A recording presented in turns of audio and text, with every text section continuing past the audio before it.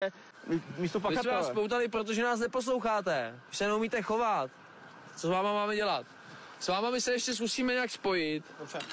Jako tohle to není úplně normální, že vás tady sváže, omezí vás na osobní svobodě, myslím si, že to hraničí s nějakým trestným činem. Přestupek určitě, spíš hraničí to spíš s trestným činem.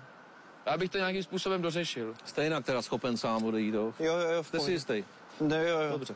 Došel bych fakt si na lékařské ošetření a s tou zprávou se k nám dostavte, bude to nejjednodušší. Dobře.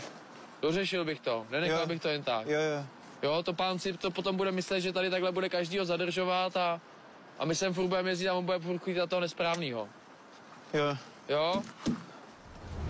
Pan Galdoš udělal téměř všechno správně. Podezřelou osobu zadržel, znemožnil jí útěk a následně zavolal na policii. Jediným drobným háčkem je, že místo zloděje napadl náhodného kolem jdoucího. Jenže s takovými detaily za panem Galdošem nechoďte.